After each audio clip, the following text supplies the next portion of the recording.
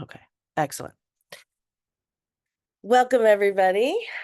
I hope you had a nice holiday. For those of you who don't know me, my name's Chloe Ballatori, and I am a relationship and communication expert.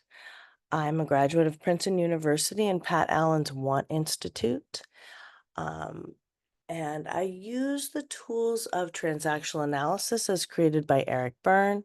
I use tools of androgynous semantic realignment, which is my mentor, Pat Allen's work. And I use tools that I've created myself because I've been doing this work already for over a decade now. I'm also over 20 years married. So everything that I'm going to be teaching you guys tonight, in addition to it being backed by scientific and psychological principles I have also used myself. And I can safely say that using this work enabled me really to save my life over what 15 years ago. So I'm very grateful for that. When I discovered this work, it was kind of by accident. I was very, very unhappy and I saw a tremendous change in a neighbor. And she went from being a single mom, um, and struggling to marrying the guy of her dreams, getting a great job. I mean, in the space of like 3 years. And I was so impressed by that that I was interested in what she was doing. And so she ended up starting a women's group. I attended that with Dr. Pat Allen. And I wasn't that into it because at first, because I was like, well, therapy hasn't done that much for me. I've been there, had been in a lot of therapy at that point, and of course, it's enjoyable to have someone listen to you and reflect back to you. But ultimately, I wasn't seeing changes in my life, so it started feeling like a waste of time. So I'd kind of been done with that. But I decided to give this a try simply because I saw incredible results. And the first night I went, I really didn't understand a lot of the concepts, or I guess I balked at a lot of them because um, some of them just weren't landing right, but something in it was resonating with me, and it was enough to make me come back and to learn it and to learn the magic behind these tools. The work that these tools are based on is not unique. It is established thousands of years old. The yin yang, the principles of yin yang are, attributed to at least 2,000 years old. But the tools to execute on that scholarship are what are new and innovative. And that's what really brings the incredible results. And that's why people call this work the secret sauce. I love to mention how one of my clients asked me if I was a witch, and I'm not a witch. But the reason he asked that was because I was so good at predicting how certain situations would play out because I understand these dynamics, the dynamics of duality, of yin yang, of feminine and masculine. Um, and so sometimes it can kind of seem like fortune telling. It isn't, but you do realize when you learn this work how much information you're getting from people in the very beginning and how little things can really give you clues and save you a lot of time and also a lot of heartbreak. We don't get rid of vulnerability completely, but we do try to mitigate it. And these tools help us do that. So if you're in a situation where you're in a bad pattern or your relationships keep turning out the same way, or you just notice that you're sabotaging yourself, you're definitely in the right spot here because those are the kinds of things that I help people with. So I'm gonna give you guys just a background about this work, and then I'm gonna open it up for questions. That's gonna be the bulk of the time. So think of your questions while I'm talking because I want to spend most of my time helping you guys. I can give you guys theories all night, but until we apply those theories to what's happening in your life, it's not going to really have the same impact. Okay. Okay. So, when we talk about relationships, and specifically about successful relationships, what we're talking about is relationships that are balanced, that have complementary energies. between yin, which is the feminine side, and yang, which is the masculine side. Um, these tend to be the relationships that succeed the most.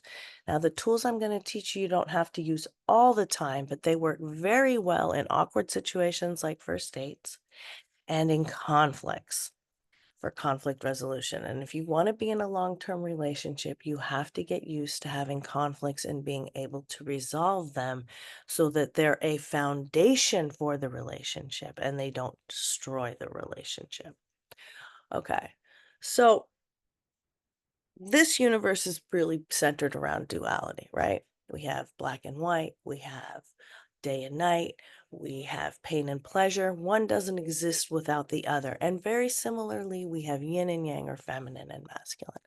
What are feminine and masculine? There's a lot of misunderstandings about these terms. Um, yes, we have the scholarship of the the Chinese, or probably older even than that, of the yin yang philosophy, but we also have more recent scholarship in studies of the human brain that definitively have proven that we all of us have a right hemisphere of the brain, which is more yin or feminine, passive, patient, vulnerable. This is the feelings center. This is the seat of creativity, of sexuality, sensuality, magic, artistry. These are all in the right hemisphere. These are all feminine pursuits, okay? Feminine energy is a receiving energy. Masculine energy, the left side of the brain, is more linear. This is single-mindedness. This is competitive, conquering, and controlling. This is doing and achieving. Most of us are in our left brain when we're at work. We're in our masculine when we're at work. There's not a lot of room for feelings at work usually. So we're doing, we're achieving, we're trying to impress, and we live in a very masculinized world, which is one of the reasons we've failed to cherish the environment. Um, and so a lot of this work, a lot of times what I do is help people bring up especially women who want, especially overachieving women, but any woman who wants to bring up the feminine side of themselves a little bit more, who wants to enjoy that sensual aspect of their life. A lot of us get thrown off of our authentic balance. All of us have a unique balance of yin and yang energy within us, right? That is authentic to ourselves. Ultimately, every relationship is about the relationship that we have with ourselves. Um, but this balance gets thrown off if we have any kind of childhood trauma occurring usually between the ages of 0 and 12. And what happens in childhood is that we're often, because we're so dependent on the people that run the refrigerator, we're often compelled to sacrifice our authenticity in favor of attaching to those that are running the refrigerator. Okay. And when we do that in order to survive. But when we take that strategy into our adult life, it ends up sabotaging our relationships, and specifically our romantic, our most intimate relationships. That's where you see your issues show up first. So, what you thought were existential truths as a child are really just strategies of the moment. They're just coping mechanisms. But because they happen between the ages of 0 to 12, they're especially pernicious. They hold on very hard and they get imprinted very deeply. That's Freud's work. Freud was right about that. But other people have noticed that too. The French philosopher André Breton also postulated childhood as the only reality. The British mystery writer Patricia Highsmith also believed that the rest, that childhood was your real life, and the rest of life was getting over what happened in childhood. And you can see that reflected in her stories. She's the author of the Ripley series, for example. Um, and so this is an idea that has been observed both scientifically and culturally. Now, when we get older, the beauty of it is we no longer have to sacrifice our authenticity in order to attach to somebody. As a grown up, you are able to survive without somebody else taking care of you. And so we get to switch that. We get to instead be our authentic selves and attach to people in that light. Choose the people that we want to attach to instead of being forced to attach to people who don't honor our authentic selves. And it's not just demonize parents, some parents are demonic, but not all parents are. Often the experience of childhood, though, tends to be one that separates us from our innocence, and there are a variety of reasons for that. The good news is that Freud was wrong about that being a fixed reality. We can change our brains. It is possible. We are not fixed in this state, but it does take effort. That is the work. It takes a lot of awareness. And then once you're aware of what changes need to be made, then it takes that e- effort to make that change, right? The willpower, the perseverance, because change of any nature, even change for the better, is painful. And so we don't want to let that pain prevent us from making changes that will ultimately serve us. So it's another thing that I help people with is interpreting whether the pain you're having is the pain of change needing to take place, or is it the pain that change is already taking place, in which case you just kind of like gotta go through it. Because all of the negative emotions that you've suppressed and repressed do need to surface and come out. If they don't do that, if the brain can't think it and the mouth can't articulate it, then the body will manifest it as disease. And there's a great book about that called When the Body Says No by Gabor Mate. I mean, there's a number of books about that. There's also Bessel van der Kolk's book, um, which is The Body Keeps the Score, which also goes into that. But there's more and more awareness about the fact that the body and mind are one. And so it's not like you can just ignore all your issues. If you ignore them, they will end up really biting you back. Um, and so you do that at your own peril. Okay.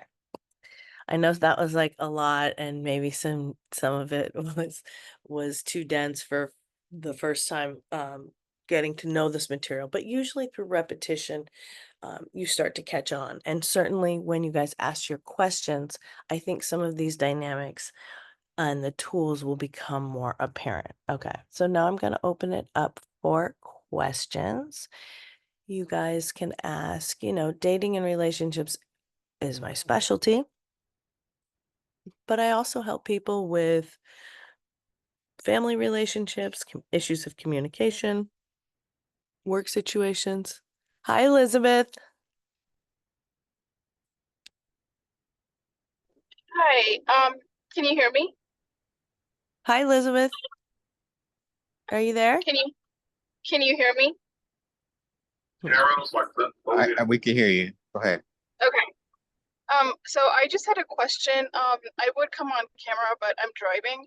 I just have a question about a work situation, which at work I typically would be in my masculine energy, but sometimes I slip into my yin energy because I feel it's easier to empathize with people who are having issues, and I can pick up on their issues if I'm in my feminine energy. So, Yes, that's good. That's fine. When you get really good at these tools, you'll be and it sounds like I mean, I think this is only like your second time. Maybe I'm wrong. But when you get good, you can use the dynamics and use the tools to the best. You can be more strategic about it. So it sounds like that's what you're doing. So that's fine. yes, yes, but my question is, I don't know how to turn that off. Like, let's say I come from a yin energy, then I slip into my yang energy when I send an email, so I sound authoritative. And then when I come home, I'm still in that masculine energy, and I don't know how to turn it off. Like now, it's become part of who I am in a way. Like Mm-hmm. how do I how can I be more efficient in turning it off for me? So I Right. can be more in tune with myself. Right. Okay. So, this is something that, a lot of women struggle with because especially since, feminism, which has been great, and we're working towards equal pay and more opportunities, and I'm all for that. But it's really an economic movement more than it is a psychological movement. And so, yes, it is kind of tricky when you've been in your masculine all day at work and then you come home and you want to be in your feminine. So there's a few things that you can do. First of all, you can establish a couple rituals.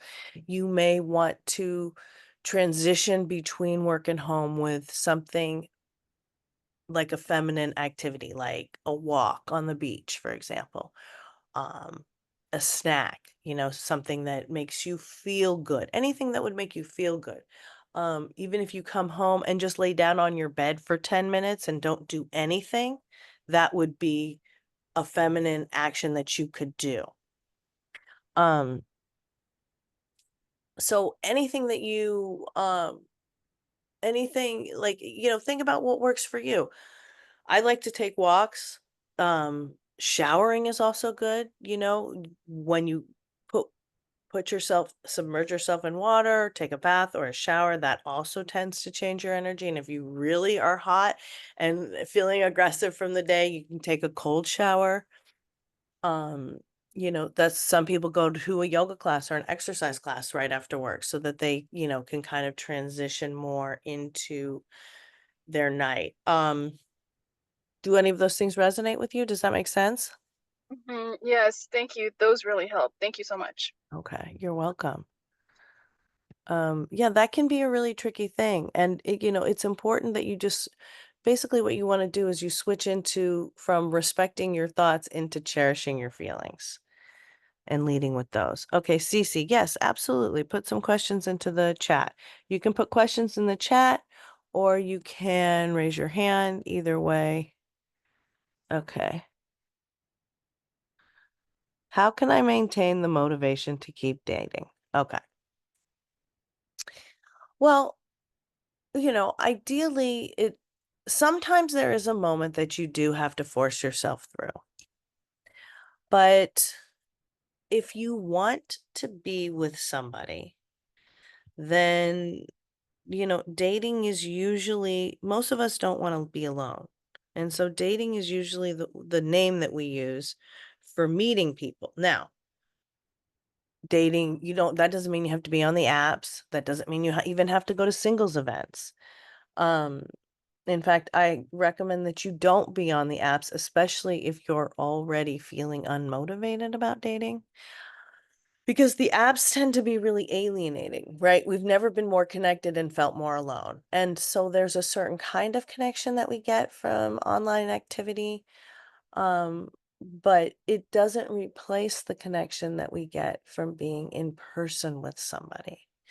So if you're only on the apps, I tend to find with my clients that becomes discouraging over time because ultimately the apps are a business and it's just about an algorithm that's not really tailored towards finding your love, but more tailored towards getting you close enough to keep swiping.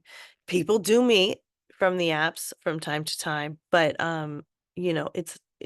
it's not their business model. So if you want to meet somebody in person, there's a couple things I recommend. One is the 5 flirts, and the other is doing things and activities that just you enjoy, but doing them alone so that you have the opportunity to meet people. Um, Now, I'm going to unmute you. Hopefully you can talk. Cece? Yeah, hi. Hi. Okay, so can I ask you a question? Sure. Which is more important to you? Everybody wants both, but in your intimate relationship, in your romantic relationship, do you want to have your feelings cherished or your thoughts respected?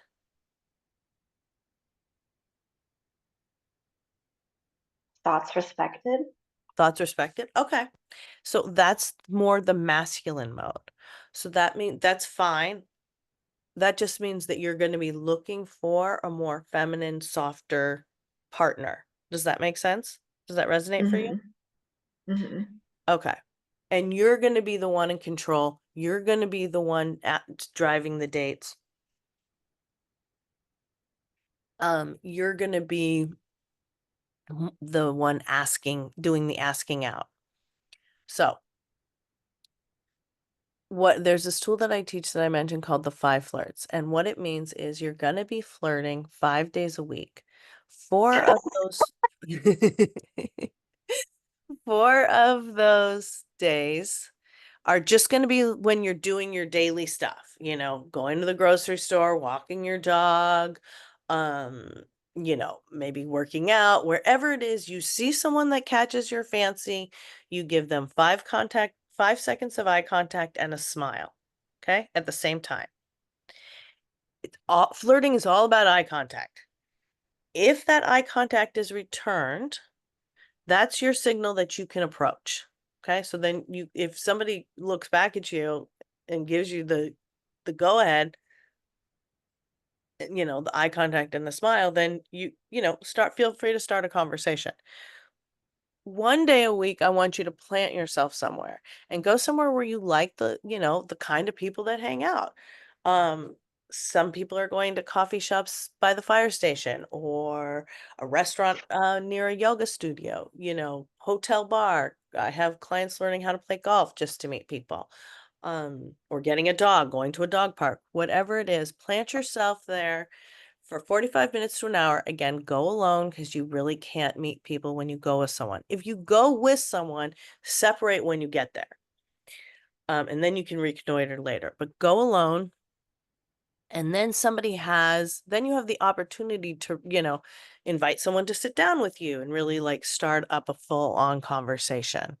And if you keep going to the same place, it's nice because people there get to know you then, and in kind of a less pressurized situation than a traditional date. The nice thing about being single, and you may want to keep this in mind when you're feeling unmotivated about meeting people, but the nice thing about being single is that you do end up meeting more people, whether they turn out to be dates or friends or colleagues or potential clients, whatever they turn out to be. You do meet more people when you're single. And even on a duty date, which is a date with somebody that you're just going on because you're practicing, but you're not necessarily that into them, even on a duty date, there's something that is interesting about everyone. And, it can be nice and relaxing just to get to know someone without any agenda also. Does that make sense? I'm willing to try anything. So Okay. yes. Okay, good. Okay, so do those flirts and let me know how it goes. And then we'll Okay. take it from there. Okay, excellent. Okay. Sophia, and you guys, tonight I just am giving you guys an introduction to this work. We don't have tons of time to go through everything, but if you want, you can set up a private. I work with men, I work with women, I work with couples, I work with teenagers. I also teach this work a few times a year. If you want to sign up, that's a little more intensive where I teach my books. I've written 4 books on this work. So I teach my books and we really marry the theory with what's happening in our lives in kind of a more in-depth way. Okay. Sophia. Oh, hey, Hey, welcome I, back. How are you? yeah, I'm doing good. I've been trying to go out and I've had a lot of the same problems that some other people on this call have, like, oh, like I don't really know where to go. And like I'm kind of limited because I started having like health issues and it's like, oh, like I shouldn't be places that could be hot or outside too long. Um, Mm-hmm. Now I'm considering online dating and it just like makes me cringe so hard because like you said, like they're not really designed to like actually get you a relationship. But I'm also considering maybe like big gatherings of people that are indoors, such as like a church. But I don't know if this is just like a curse that I have. But like I can't find any young men under like 35. and I'm considering like maybe I should just like be with an older guy. And I was just wondering what your opinion on dating someone who's like at least a decade older. No, okay, I'm not gonna date an old man, but like someone like 5 and below. I'm 24. I mean, I have clients, I really try to reserve judgment. I have clients who are dating with a 30-year age difference and they're very happy.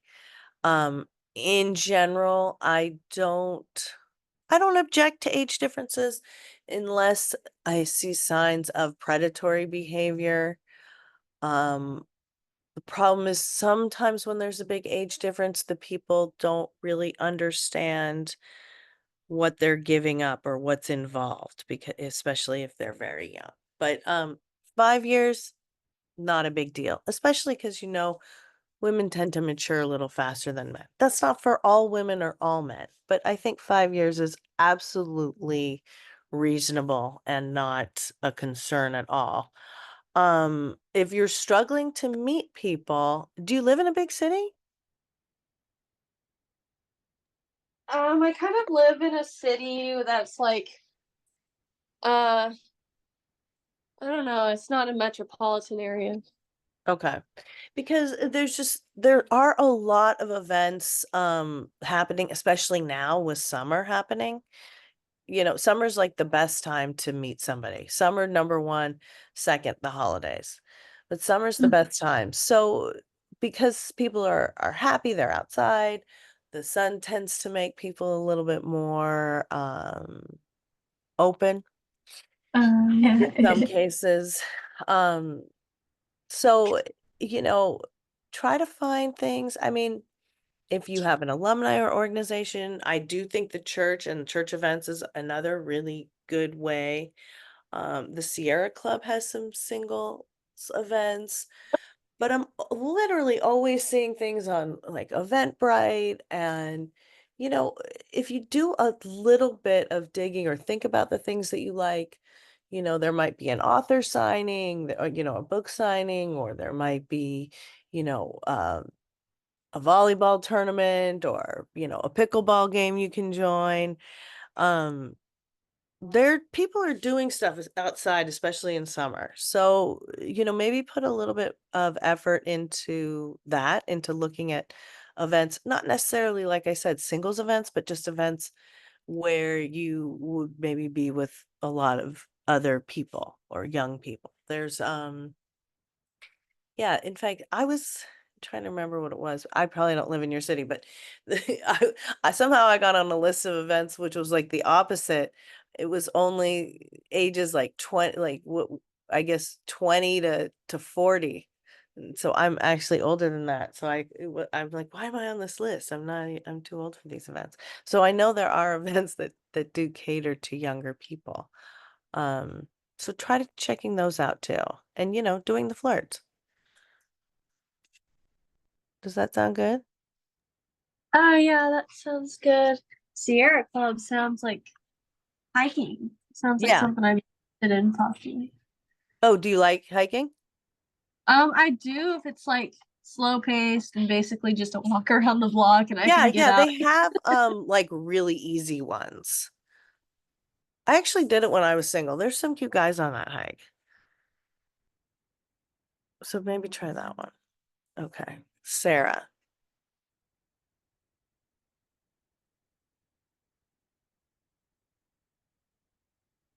Hi, Sarah. I'm trying to unmute you. Hi, I'm sorry. Hi. I left something in the chat because I was like starting to drive and I didn't know if I can come on Okay, here. I'm seeing it. Not sure what I can do to stop attracting the wrong men that cheat and are abusive. What am I doing wrong? Okay. So Yeah, I don't know first, if this is even the right group for that, but I no, no, just no. You're thought I would definitely in the right share. place. We get this question. Yes. So welcome. Okay, thanks. First I want to just clarify that, look, you look like an attractive woman from your picture. You're probably attracting any number of men, but it's really the ones that you're choosing that are the problem. So sometimes I bump on the way that things are phrased. People in this zone will sometimes say, oh, you're just attracting, you're not manifesting right, you're attracting the wrong people. And it makes it seem like there's this weird abstract thing happening that in that you're doing, like you said, something wrong. And it's really not that. It really is as simple as who you're choosing. And the thing is that we choose that which is familiar to us. That's the repetition compulsion. That's a psychological phenomenon that Alice Miller talks a lot about. And it basically means that we're doomed to repeat that which we don't understand. And the subconscious and unconscious mind will do it in a way that the conscious mind could never figure out. So you're probably out here trying to pick men who aren't abusive and aren't like your childhood pattern or your father. And then suddenly you find out, Jesus, I did it again. Because the root of the pattern hasn't been brought to light enough. That is the awareness that we need to bring in. So once you become aware of that, then we can start seeing red flags and direct you into choosing different types of men. But because these men are familiar, we will always choose that which is familiar until we shed a shit ton of awareness on it and can make a change. And that does take work. The familiarity brings comfort, but unfortunately it doesn't bring joy. So you only get to a certain level with it. Okay. So there's a few things. Now, let me ask you. Do you want your feelings cherished or your thoughts respected? Everybody wants both, but which is more important to you in your relationship? Feelings cherished. Feelings cherished. Okay. So that's the feminine. So that's what we're going to look for in a man. And that's what we're going to lead with. You're going to lead with your feelings. That means if you say, I'm cold in here, and he goes, what? It's hot. You're crazy. That's not a guy who's cherishing your feelings. I'm not saying you have to leave at that moment, but if that happens a few times, that's not somebody who's interested in your feelings. Okay. If you Yeah, say I'm yeah. cold in here and he puts a coat over your shoulders, that's a man who's interested in cherishing your feelings. Now, I know when I say cherish feelings, respect thoughts, that doesn't necessarily conjure up examples like that one. That one's a really easy, obvious example. Part of that is the exploration of what that means to you. But basically, what it means is that when you express your feelings, first of all, you're going to be leading with feelings when you express yourself, especially in the beginning, because you don't want to compete with a man for ideas. Okay. And if you lead with your ideas and you start competing, then those men who are looking for a feminine woman and looking to cherish a woman are going to walk away. So you're going to lead with your feelings. And when you express your feelings to the man, you want to take note as to what his reaction is, either verbally or if he takes a physical action. Like I said, does he put a coat on your shoulders? If you say, um, you know, oh, I don't like the smell of smoke. It makes me nauseated. And he lights up a cigarette. It's stuff like that. Does he try to talk you out of your feelings? Because feelings are incontrovertible.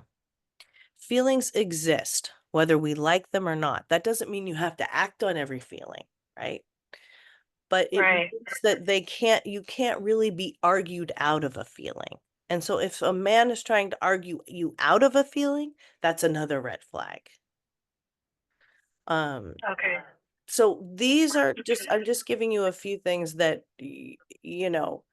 when you meet somebody, and a lot of these guys unconsciously or consciously, especially the jerks you're talking about, are going to start to test you out for abusability right in the beginning, right? After they're nice and they kind of like reel you in, then they pretty soon will start to test you how much you can take, how much you will be willing to put up with. And so that's where you really need to be mindful about, if he's not cherishing your feelings, then you cherish your feelings.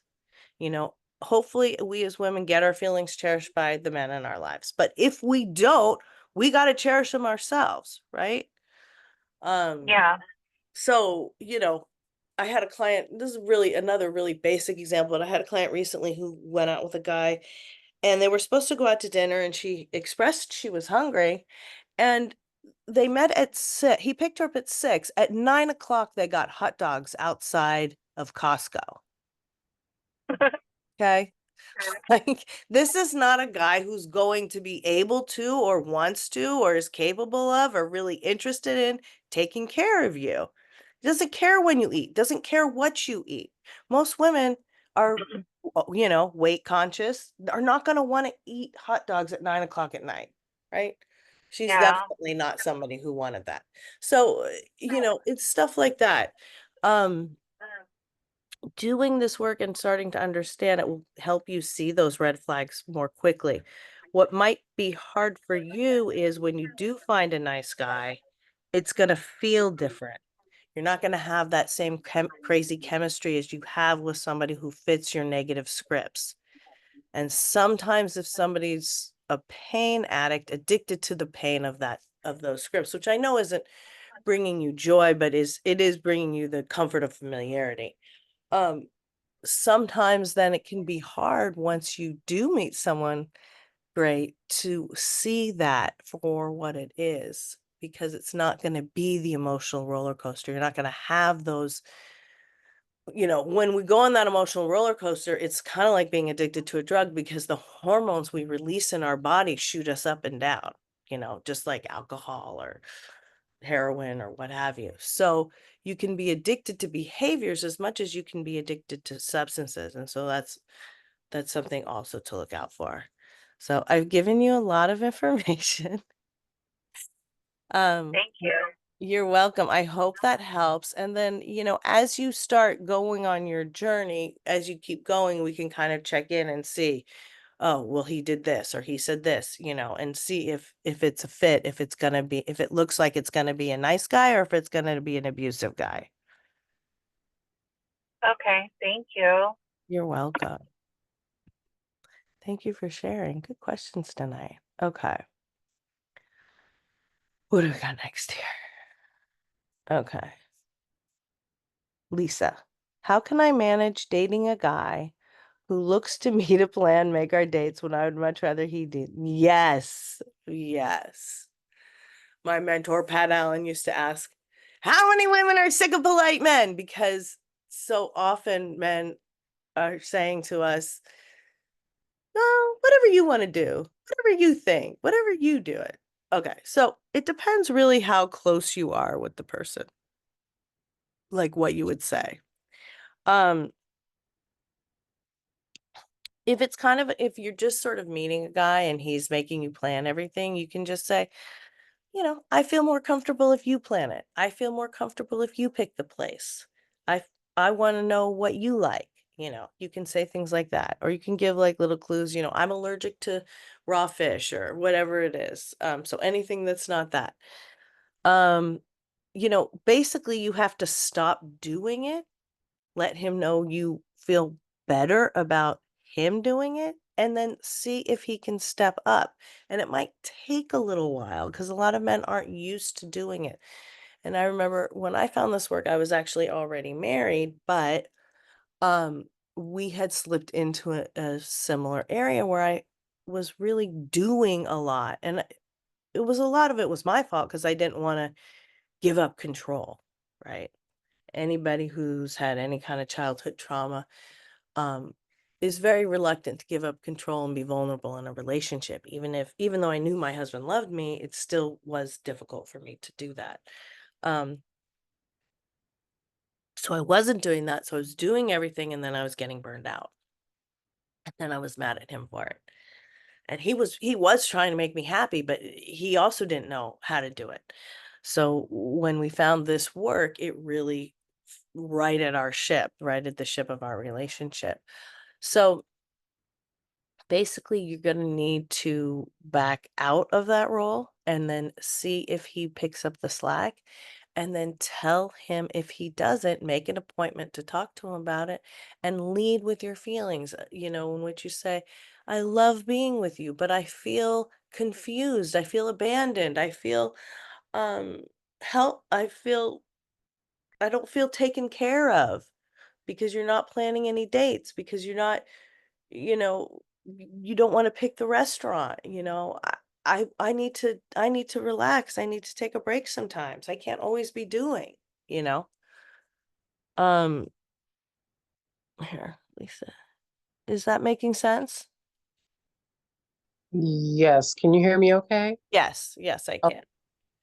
yes, that makes a lot of sense, and I'm actually glad to hear you remind me about the idea of speaking the word of feelings and leaning that, because I sometimes will forget to use phrase, this is good, and I will definitely use some of the verbiage you just gave me because I know it will resonate with him. Okay, yeah. Because a man will want, when you tell him you're not feeling good, he wants to make you feel good, right? Yeah, So yeah. then, you know, a lot of men think that that's what you want to make all the decisions, you know? And it's like, yes, I know women are very capable. We can do it all, but do we want to? Do we always want to be doing it all? And so that's why oftentimes it's like, you know, even if you know better, even if you could do it better, don't say anything. Let yourself be taken care of, you know? Like, Yeah, I thank you had for that. you're welcome. I had a client recently who she had just had a baby and her husband was going to the supermarket. And when he came back from the supermarket, she criticized every single thing that he got to the point that he was like, what am I doing? Then why should I go? Why this isn't helping you? And then of course she felt awful and didn't want that. And she did want the help of the supermarket. And it really didn't matter exactly which brand of tomato sauce was gotten. And she realized that she was just kind of being a control freak about it. But you know, it's easy to fall into these patterns, and certainly we don't learn this stuff in school. Okay. Elizabeth J. What if a potential partner has subtle gestures? So if I want my feelings cherished, I wouldn't know if they are cherishing my feelings because they're emotionally closed off. No way of knowing how they feel because they would keep that hidden. Okay, Elizabeth. Okay, so Elizabeth, are you talking? I thought you said you wanted to be the feminine, in which case you wouldn't be too concerned about how he's feeling. That's not going to be your primary concern. It's more what he's thinking and about what you're feeling. So if you want your feelings cherished, then, well, the first thing you have to do is express your feelings because we can't expect men to be mind readers. Does that make sense? Yeah, yeah, it does. So like if like let's say I did that and they listened to what I had to say, they said, "Yeah, I understand, what you're feeling and et cetera, et cetera." But then like the thing that I expressed in a nutshell, we have a friend in common, a female friend. She's more like a fake friend for me, so I'm not that close to her, but Mm-hmm. he is. And so I expressed my feelings about this person. I said, she makes me uncomfortable. She's competing with me. She's undermining me. I'm not going to be hanging out with her if I can avoid it. Right. So he was like, he totally listened, okay, which I give him credit for. But he was more logical about it. Like, and then I noticed like the next week she posted like on Facebook a photo of her dad for Father's Day. And she's like, she just made a comment, "Happy Father's Day, Dad." And then he immediately went on there and liked that photo. So they're still friends. Like they're still, good, Did you close ask him friends. not? Okay, is this your I boyfriend? No, no, it's not my boyfriend. It's a I guy didn't that you're ask him. dating? Um, I'm not, we're somewhere in between like friendship and dating. We're not officially dating, no. I'm not telling him he can't. I'm not telling him what to do. I'm not controlling him. It just disrespects me because he's here like la ti da, like, there's no change in his Did you behavior. tell him that you don't want him to talk to her? I didn't Or tell did him you that, tell no. him that you feel uncomfortable when he talks to her? I told him I feel uncomfortable around her, so I won't be hanging out around her. Okay. Well, he may think that he just listened to you but that there's nothing for him to do. Oh, You know what I'm saying? So, yeah. but you also want to evaluate if this is the hill you want to die on. You know, you guys aren't Mhm. even a boyfriend and girlfriend yet.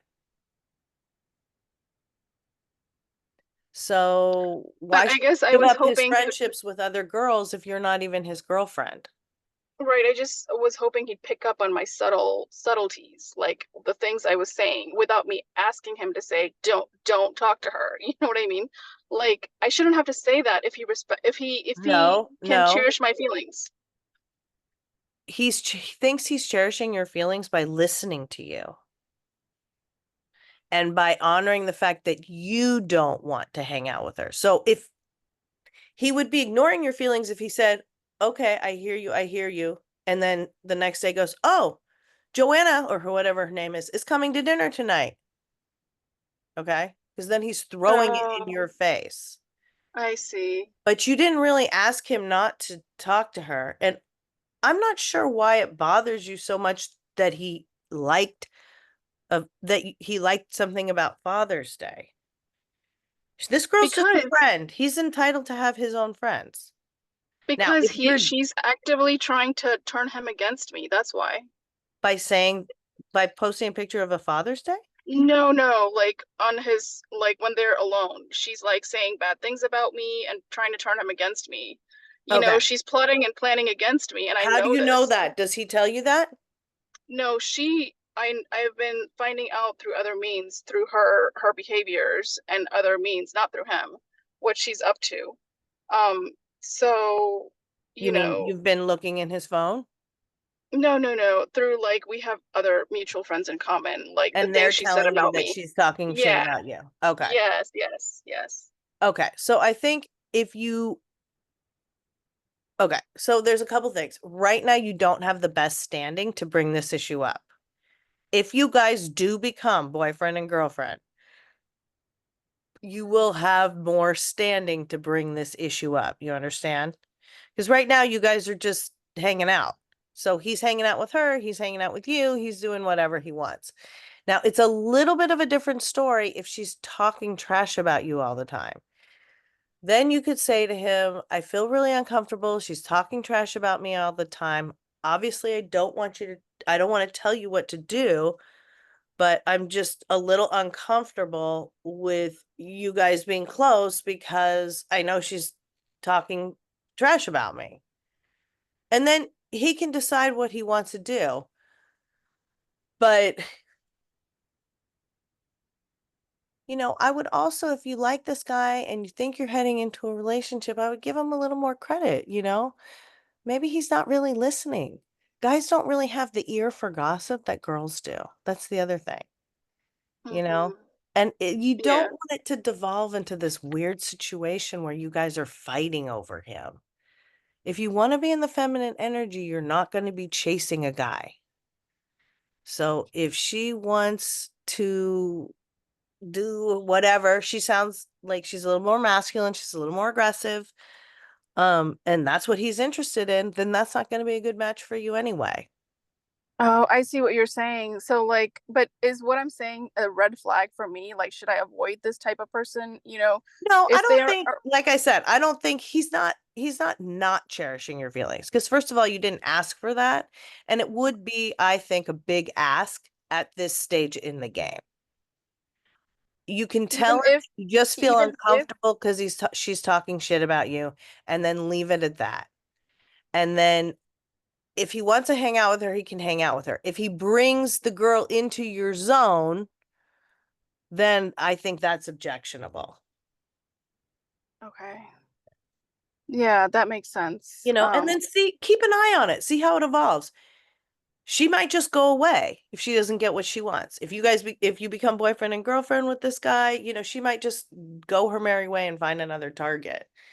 Um, if you do become boyfriend and girlfriend and she's still a very strong presence, then and it is threatening the relationship, then I think you have a little more standing and we could discuss like a protocol that would be respectful in which you could tell him, what how you feel, and then ultimately what the prize or the price tag is, so like that would maybe look like down the line, you guys are dating, this girl keeps inserting herself, she's going to be at this bigger party that you're going to be at or that you're hosting, then you might say, I don't want you to keep inviting this girl to our parties, and it doesn't make me feel good.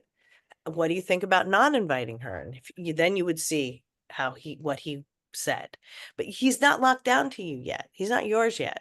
So that's why I'm saying you've told him, and as a friend, I don't expect him to bring this girl over or shove it in your face. But until you're in a relationship, you kind of got to let him do his thing. It just won't be worth it for you. Sure. Thank you. You're welcome. And then once you're in a relationship, he'll be more interested in cherishing your feelings. Okay. Could you give examples of the reverse? So you described a lot of red flags for a man who isn't going to red flags for a man, okay, who won't respect our thoughts. Okay. So okay, so that's So like it's yeah. C- Cece has left the meeting already, so Oh, she you has. could probably, Oh, okay. yeah. So you could go to the next one. Okay, thank you. I'll just answer it quickly, but just in case she wants to listen to this recording, because this will be on wherever you get your podcast and on YouTube. So not respecting someone's thoughts is like, not doing what they say, not listening to their ideas, not if they say don't cross the street, there's a car coming, then you don't cross the street, you don't run into the street. So going against their wishes. Okay. Oh, Cece. Okay. Lee. Hi, Chloe. IUD. I'm just curious. All right. Are they safe? Okay. Okay. Okay. Lee has some questions about IUDs. They might be a little bit out of my bailiwick, but IUDs have been around for a long time, since the 60s. They are considered a very effective form of birth control.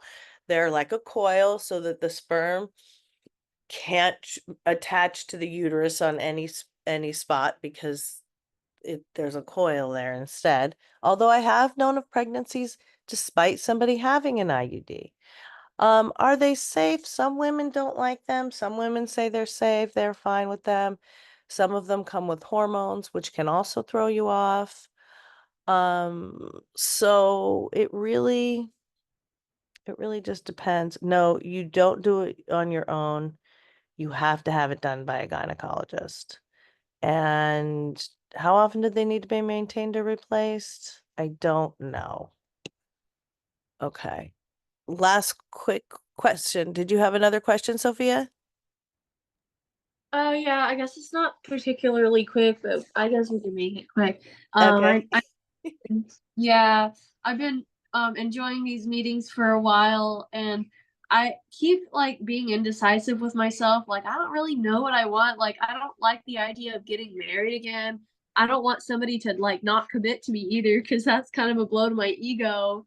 I definitely at least want I definitely at least want like the physical aspect of the relationship. But from your opinion, like the way I talk on these meetings, do you think like what type of category would you say that I should tell people what I'm looking for? Like I mean, I think you can just say you're looking for a long-term committed relationship. You don't know if you need it to lead to marriage. Some people never want to get married. I have a client right now who's just had a series of long-term relationships. With one guy, she had a couple kids, but even with him, she didn't get married, though it's better legally for women to get married in those conditions, because you get more consideration in the eyes of the law when you're married. There's that aspect, there's certain pros, there's tax breaks. But now she's moved on to somebody else, so she's not even with the guy she had kids with. It's I don't think it's a requirement. I think marriage or long-term committed relationship that's legit too, you know. So maybe you don't want to get married again, but it does sound like you want to be with somebody, you want to have a teammate, you want to have a partner. You already have your baby, so you don't necessarily need to have more kids unless you want them. I think getting married tends to be an advantage for kids, but Yeah. it's not, you don't, it's not a deal breaker. So, yeah, I don't think you need, I think just saying a long-term committed relationship is fine. Oh yeah. Well, thank you for putting that into play. You're welcome. And thanks you guys, everyone, for sharing tonight. I love doing these groups because we learn so much from each other, even when we sometimes think we have nothing in common with each other. I'm gonna put my credentials in the chat. Oops, one more time. Doop. So that if you guys have questions during the week, you can reach out to me. If it's quick, I'll answer it. If not, we'll do it at the next meetup, or we can set up a private. You can also find my books there. I'm on IG. I usually put original stuff up every day. Yeah, all my links are there if you want to cut and paste those. And if I don't hear from you, I will see you back here on Thursdays. I'm usually here every Thursday. So have a good night. You are welcome, you guys.